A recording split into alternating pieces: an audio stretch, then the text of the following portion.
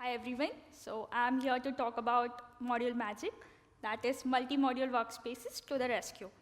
So before starting my talk, does anybody know about multi-module workspaces here? Okay, so this is gonna be interesting. So let's first introduce, let me introduce myself first. So I am Sushmita Wable, I am from India. And I am a coder, I've been building products in Go for over 5 years now. And I've been building products with e-learning applications and payment solutions, some day of platforms as well. So as Matt mentioned, other than coding, I also like to explore the foods. So also let me introduce my company here. So I work for Josh Softwares. So Josh Softwares is a Pune-based client servicing company. And here, I'm not talking about Josh, your friend. I'm talking about Josh. So Josh, in my native language, Hindi, means passion and enthusiasm.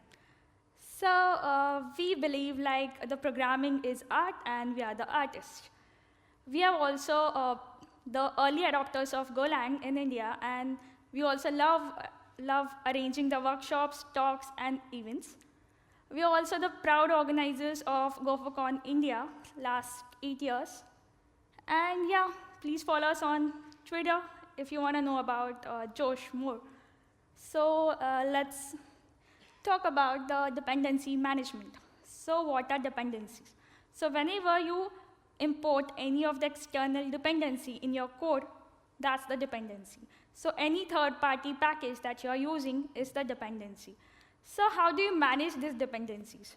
Right, you have to upgrade or downgrade the dependencies on your usage. So many popular languages as NPM, Node has NPM, that's the package manager for Node. Then Ruby has Gem. So what does Go has? Does anybody know? Yeah, we have Go modules. Okay, so let's talk about Go dependency management. So when I started coding in Golang, 5 years earlier, there was no dependency management tool. So whenever I installed any dependency, I used to go get the dependency directly from the master branch from the Git. So if the master branch code got changed, it would directly affect your production code. So this was a kind of nightmare. So the Go community started researching about the dependency management tool that can be used. So have you worked with the vendoring? Oh, we have 2 hands, 3, 4, quite a few. So, okay, so let me introduce vendoring to you. So what is vendoring? So firstly, we used to add a folder in your Go project where we stored all the dependencies in that particular folder. So there was pros and cons of vendoring. So the pros was the build was quite faster because you had all your dependencies in the same Go project. So this led to the faster builds, but we had some cons. That is, we had a very large code base. So as we were statically putting all the dependencies in this folder, there was a large code base size. Also, putting this dependency in your own code is not a good practice. So every time you had to use any dependency, you have to add it in the folder. There was one more con of the vendoring, that is multiple versions. You were not able to use multiple versions of a single dependency. So after Go 1.9, Go dep was introduced. So in the Go dep, we had a single dep file which had all the descriptions of whatever dependencies are present in your modules, in your Go code. So there was a con of this Go dep, that is, there was a single file which was managing all these dependencies, and there were main cons that you had to explicitly download the Go dep tool because that was not included in the programming language. Also, the go.dev tool, go.dev file was not that descriptive. So as we see the go.mod now, like it's quite a descriptive file where we have dependencies directly mentioned, the direct dependencies and indirect dependencies. But in the go.dev, developer would not know what are the dependencies direct or indirect and what exactly his project is using. So the Go modules was introduced in 1.11 and was officially declared as a default dependency management tool in Go 1.13. So you're gonna see more about Go modules. Then later, the multi-module workspaces was introduced in Go 1.18, which I am here to talk about. So let's see the magic of modules. Firstly, Go modules was the first official dependency tool introduced by Golang. So this tool came into the programming language inbuilt. With this introduction of Go modules, there was a liberty to move out of Go path. So earlier we had to place all our projects in the Go path. That is the user directory, the Go directory, and the SRC. But with the introduction of Go modules, we had the liberty to move out of Go path, and we could start the project anywhere in our system. Then the Go modules was a one single tool which we had to use for the dependencies, and it was an inbuilt tool, so we did not have to make any specific downloads. So let's see what's the magic module. So what's a module? So module is a Go packages which is stored in a file tree. So there are like two important files which manages the dependencies, that is go.mod, where you have all your direct, indirect dependencies, and go.sum, which is an auto-generated file with the git versions of the specific dependencies that you're using. So here is a problem. So a year ago, I started building a payment solution. So here, as you can see in the diagram, like I had the backend was built in Golang, and I had two services, that is auth service and the payment service. I had a database at the backend, and in the front end, I had a JavaScript framework, and which used to communicate the payment service using an API. So the API route that I had defined is /pay. So with this pay, you can directly make the payments. So do you know what the dependent module is? So for example, you're working in a multi-module workspace. So what is a multi-module workspace? That you have a single Git repository where you have different services, and each service has its own go.mod file. So that is a multi-module workspace. So whenever you use a module in the module A and module B, the module B is called as a dependent module. So here, you can see I have an auth service, which is a dependent module. Now I have a payment service where I'm using the authenticate method from the auth service. So here you can see I'm doing auth.authenticate. That is, the authenticate method is defined in the auth service. Here into the method, like you have to just note that I'm using a decode token method. This decode token method decodes the base64 token and authorizes a user. So as a team, we decided let's move from base64 encode to the JWT, just because we needed some fancy authentication. Now, so to make the changes, I had to modify the code. So now we have the auth service authenticate method, and now I replace the decode token code with a JWT pass method. So how do I test these changes that I have made? I have a t-shirt, whoever answers the question.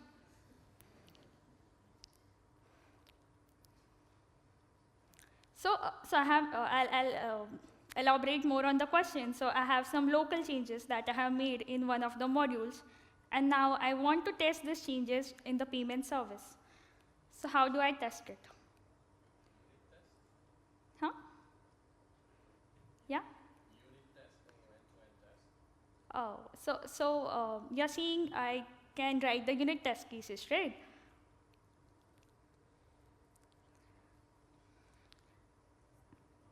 Again, if I write some unit test cases, it's gonna refer to the auth service which is present in the Git, not my local changes.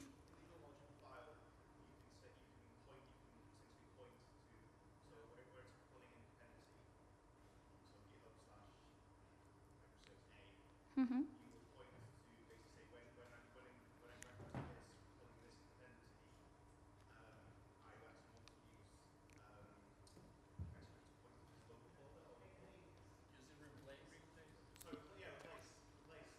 Yeah. Yeah. So let me repeat the answer. So we use the replace. So firstly, this is the go.mod file for the payment service. And now you can see like I have the auth service pointing to the Git version that we have on the Git repository. Now, to test the changes, I need to use the replace directive with the destination folder as my local path. So this is my local path /auth service. So if I do that, I can test my local changes. Do you know any other approach that we use?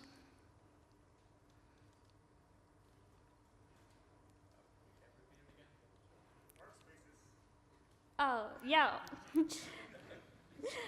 Okay, we have one more approach other than the workspaces. Okay, so there's an approach 2, where you commit all your dependent module changes to the Git, and you can go get the specific changes with the commit SHA that you use to commit the file. So this is how you can test the local changes. So it was quite a not a hasty task to change just one file and test my local changes. But after an year, like my payment solution got developed into a complete checkout solution for an e-commerce site where I had introduced like different services like customer, order, callbacks, and all these services use the auth service as a dependent module for the authentication. So now, if I make the same changes, I had to modify like lots of files, that is the payment service, customer service, order service, and the callback service. So this was a pretty hassle to test all these configurations and modifying these files. And it's not just modifying this file, it is also about you have to demodify, that is like put all your changes again, and then you have to commit all your codes. So here Bill Gates talk about a lazy person. So I'm the lazy person here. Okay, so let me elaborate this. So there can be two kinds of lazy person. First is a wrong kind and a right kind. So a wrong kind of lazy person will always avoid the work.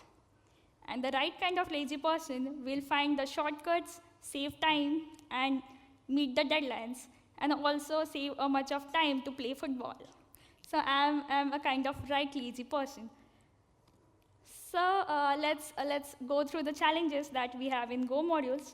That is relying on the local replace directive, relying on the local unpublished module, that is we have not committed the changes to the Git and we are relying on that. Also, what happens if you commit replace directive? Okay, so your fellow developer, your teammate, may not have the same absolute path or the local path as you have, and this may cause problems. Sorry. So I'm here trying to replace the replace with the workspaces. So let's go to the workspaces. So what is exactly a workspace? So workspace is a collection of modules on your desk. It can also be used as a root module, and it uses MVS, that is minimal version selection management. So this is one of the Git tag that you use where you have this major, minor, and patch. Okay, so what are the prerequisites for the using workspaces? That is, you need to have Go 1.18 or later, because this was the feature which was introduced in Go 1.18, we all know about generics, as generics is much popular than the workspaces. So here I'm going to take you through a live demo. Okay, so this is my golang, and as you can see, I have a JoshPay as a root directory. I have multiple services: auth service, callback service, customer service, payment service. Into the payment service, I have go.work file. I have different services, and I have a HTTP server where I have defined the route that is /pay. So here you can see I have defined a route that is /pay. The /pay route calls an initiate payment handler method. Let's see what's the initiate payment handler method. So in this method, you can see I have used auth service.authenticate. This method is being defined in the auth service, and we are currently seeing the payment service. So let's see the imports for this file.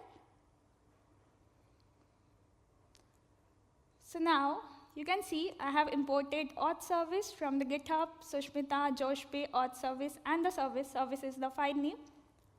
And I have imported this from the Git. It is a dependent module of my current service.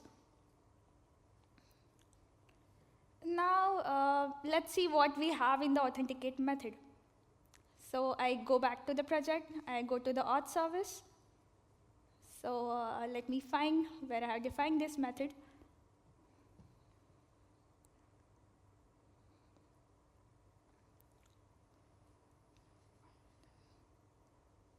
Okay, finally I found it, quite a bit slow. Okay, so we have this authenticate method defined in the service.go, which file is present in the auth service. So we have a decode token method here, which decodes the base64 token, and then we have a print message which says we authenticate using a base64 token. So we have to just remember this message, and the other code is not that important. So now let's try to change this method, and let's replace it with the JWT parse method. So here now we have the same authenticate method, and we have JWT. We get the token string from the header, and we have JWT package and the parse method that I'm using to pass the token. Now here, like, I have added one more message at the end of the function, that is authenticate using the JWT token. So I have made the local changes in my dependent module. Now how do we test this? So let's first close all the files that we have opened. Let's open terminal. Now you can see I am in the JoshPay directory. So let's change the directory to payment service. Let's run the code using go run main.go.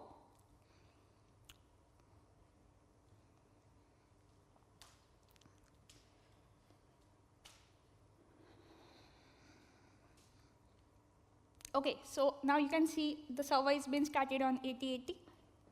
Now let's test this code. So how do I test this code? So as I have mentioned earlier, I had defined one API, that is the pay API, and I'm going to test this code with the curl command. So I have this curl request, which points to the localhost 8080/pay. And here in the authorization token, I pass the basic base64 encoded token. So here you can see the payment got succeed, and in the other terminal you can see it was authenticated using base64 encoded token. But I made my local changes, right? But still it's not pointing to my local changes, and it's still authenticating using the base64 change, which is a bit sad. So let's see why it's doing that.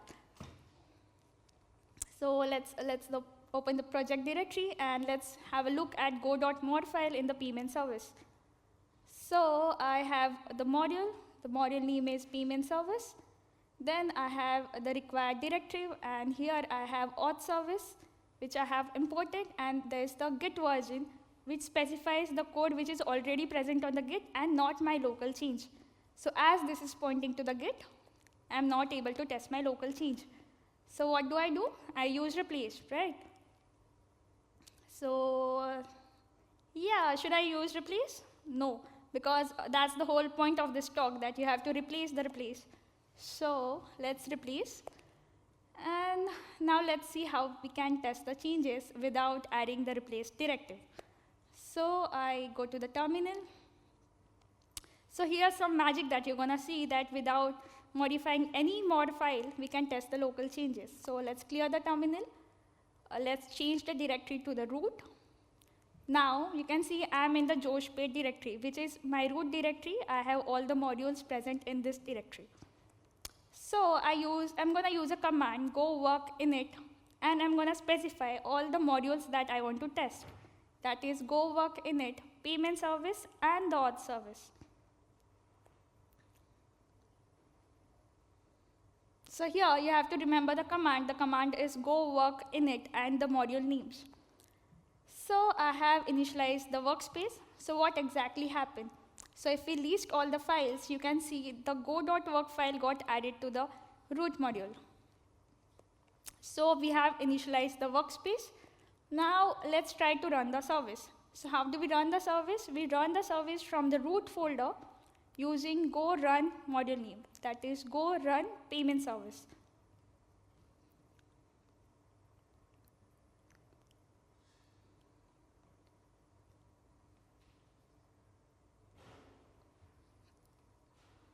Okay, so now you can see the server was started on 8080. Now let's try to test the request using the curl command we have.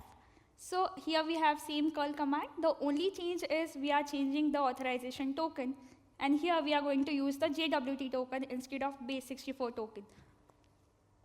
So let's run this. And here you can see the payment was succeeded and we got authenticated using the JWT token. So without modifying any go.mod file, just by initializing a workspace with the dependent modules, I was able to test my local changes.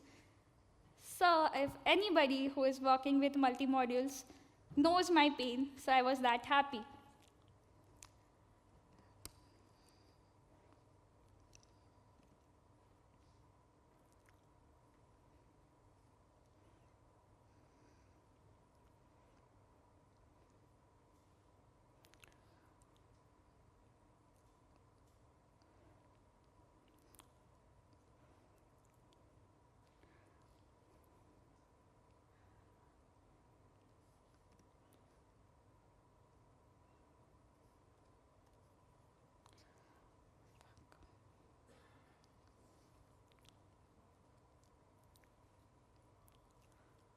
Okay, so let's get started with the workspaces.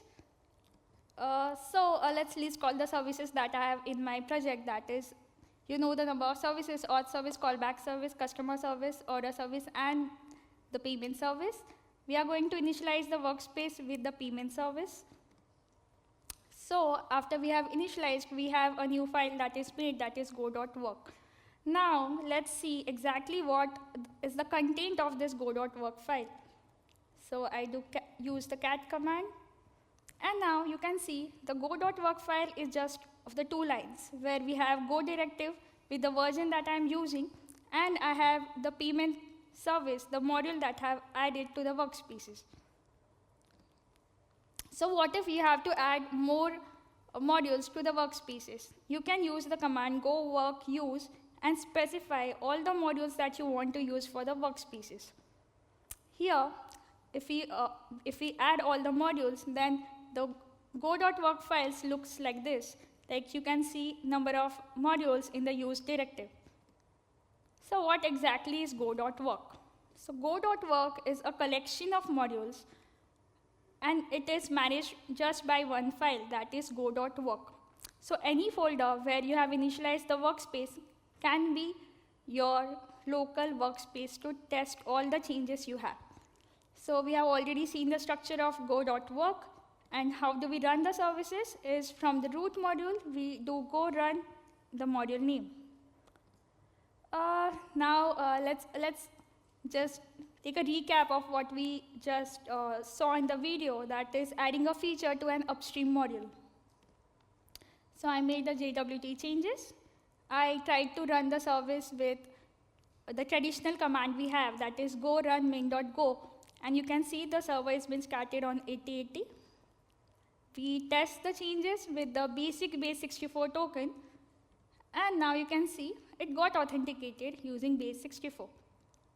Now let's try to run the payment service again, and let's try to test this service using the bearer token, that is the JWT token.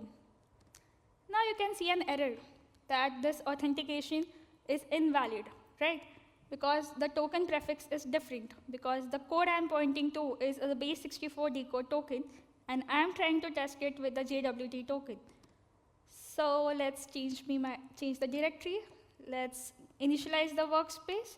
I'm going to use two modules because I have changes in these two modules, that is payment service and the auth service.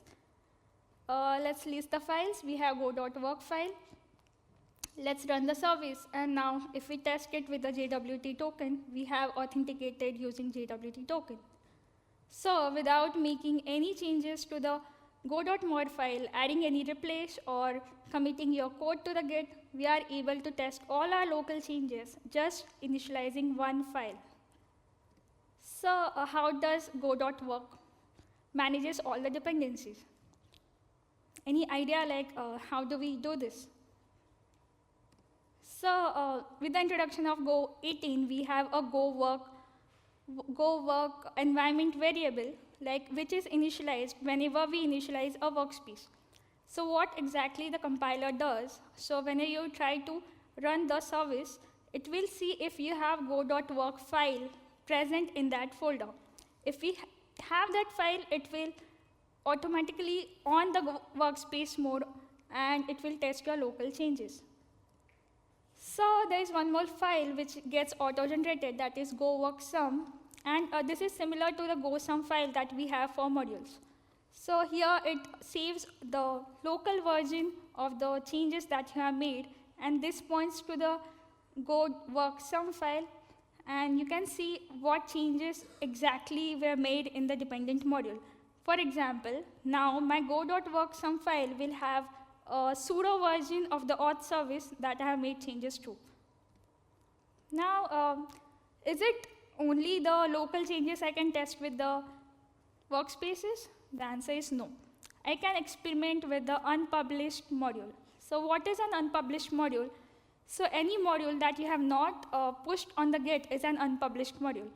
So let's take example of the same project. Now I have to introduce a fraud detection service, which is an experimenting service, which I'm not going to push on Git unless I test it on my local. So I add the fraud detection service. In the fraud detection service, I have one method that is check transactions. This will check the transaction, and I have some pseudo code where it's checking if the transaction was a suspicious one or a non-suspicious one. So I use this fraud detection service, check transaction, in my payment service. Now let's try to run the payment service. So let's change directory to the payment service and run it using go run main.go. And here you can see an error. So Go is amazing, right? It also tells you what to do. So here we can see the error that no required module, the package was not present in the Git, and you should go get that package. So let's try to go get the package. So when I run the go get command, I see this package is not present on Git. Okay, so I did not push this module to the Git, so I don't have it in the Git. Now let's see how do we do it with the workspaces. So let's change the directory, come to the root directory. Let's list all the files. We already have go.work file here. Now we initialize go.work init with two services, that is payment service and the fraud detection service. But we get an error. So the error is go.work is already present in your folder. So this means you cannot have multiple go.work file in your single folder. So what do I do now? I modify the already existing file. So I use the command go.work use payment service and the fraud detection service. And then you can see my go.work got modified, and the fraud detection service got added to the go.work. Now let's try to run the payment service. And yeah, I'm able to run the payment service without getting any error that this module is not present or any error. So without pushing any experimental module to the Git, you can add it, you can test it with different configuration and run it on the local with Workspaces. So the Workspaces also provides us switching between the dependency configuration. So what is dependency configuration?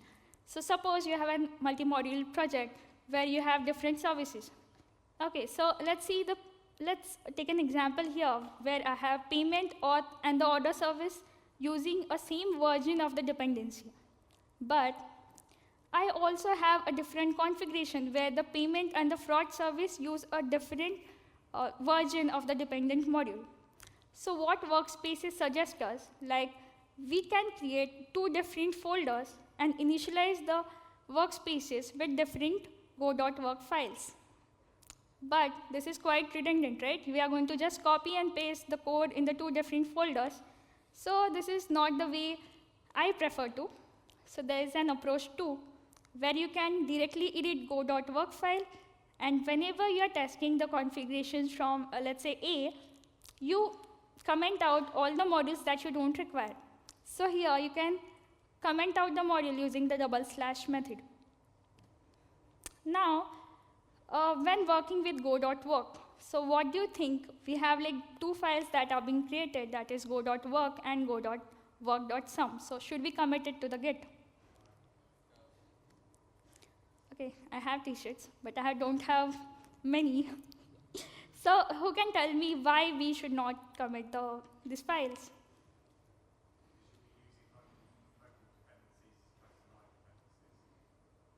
Okay, yeah, that's the right answer, because the dependency configuration you have on your local, your teammate may not have the same dependency configurations. And if you commit this file to the Git, this definitely gonna lead to some errors and the unwanted configuration that he is looking for. So when I switched to Workspaces, it was a very early stage. So I didn't know what are the editor configuration that I have to make. So earlier I was using VS Code. So VS Code has all the support for the definition highlighting, easy navigation, and also it supports formatting go.work file. So there's an interesting fact here, the VS Code started supporting multi-module workspace before it was introduced in Golang. Actually, the Golang workspace mode is been inspired from the VS Code's way of handling multi-modules. Later, I worked also on the Golang. So Golang also supports the syntax highlighting, yet it's working on some code completion formats. So let's look at the benefits of Workspaces. First, that's the cleanest approach to work with the Workspaces, work with the multi-module workspace. Because if we have multiple modules and if you keep modifying the go.mod file for every little change that you are going to make, this is going to be a very greater hassle. And you're not going to complete your deadlines, complete all your works on the deadlines.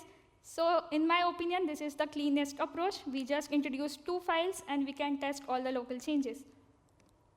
Then this is going to boost the productivity, because it provides you with different testing configurations where you can test and find the best possible solution to your problem. It's definitely gonna save time. This is the best feature, I think, and it has saved a lot of my time, and I think it will save a lot of yours as well. Also, I think it will lead to more open source contributions, because if you have any of the favorite repository and you want to solve any bug or add any feature to this repository, you can just git clone it in your local, use it in your project, or you don't use it. Just initialize the workspace, make the changes, solve the bug, add a feature, and test it with different configurations. And once you're done, then you can push it to the Git. So this was all about Workspaces. It has helped me a lot. So next time you work with the multi-module workspace, please go for the workspace instead of the replace directive. Thank you.